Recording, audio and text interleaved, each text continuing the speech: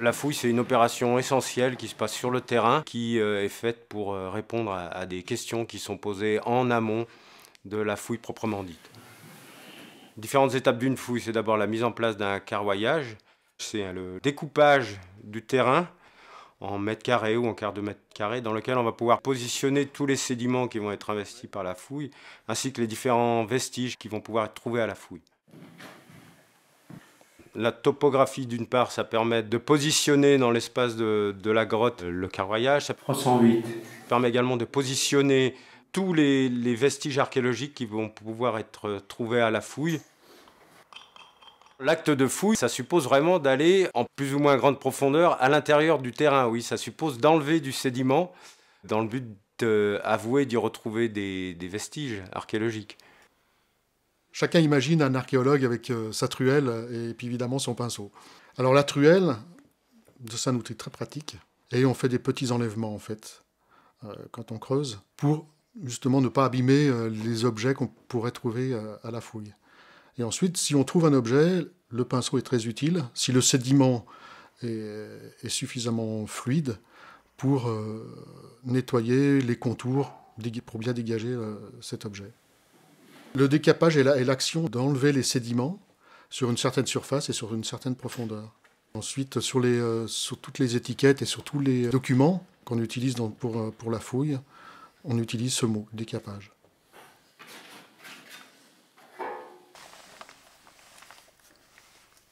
La stratigraphie, c'est très important dans la mesure où ça va nous permettre d'une part de nous situer dans la profondeur du site archéologique investi, puis ça permet également de se situer dans le temps.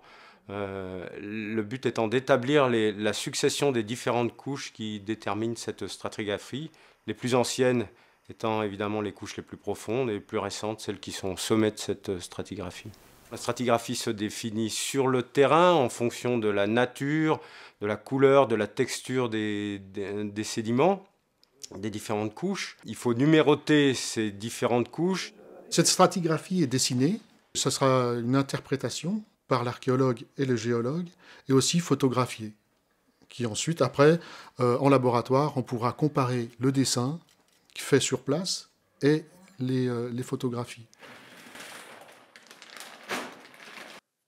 Sur place, tous les objets sont étiquetés, mis en sac et protégés pour le transport.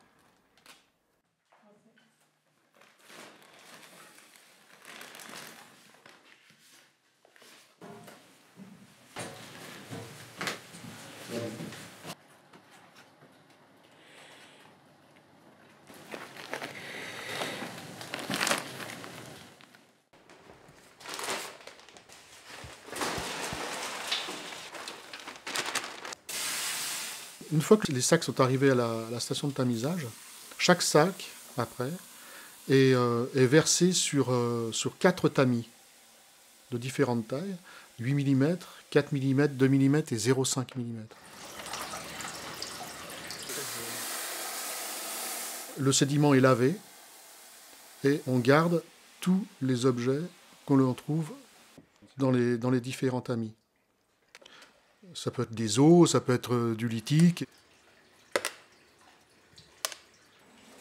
Une fois que le sédiment est lavé, une fois que tous les objets ont été récupérés, on les sèche, on les met sur d'autres tamis, on les sèche.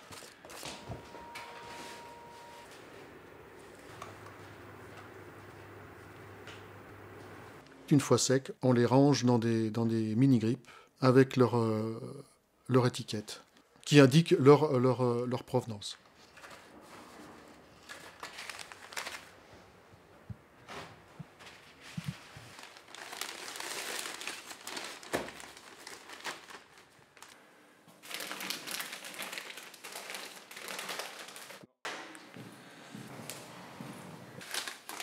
Une fois que le tamisage est effectué, le reste du sédiment et tous les objets sont ramenés donc au laboratoire. Et là, il y a un second tri qui se fait. On va faire une distinction entre les objets en pierre, les objets en os, les objets en céramique.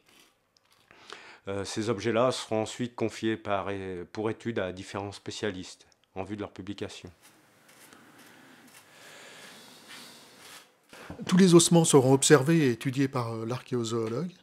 Le lithique, donc le silex, toutes les pierres qui ont été taillées ou brûlées, seront observées aussi par la lithicienne. Et la céramique sera étudiée par le céramologue. En théorie, chaque spécialiste à qui on a confié du matériel, que ce soit du silex, des ossements, de la céramique, réalise ce qu'on appelle une base de données dans laquelle il encode tout le matériel qui lui a été confié pour étude.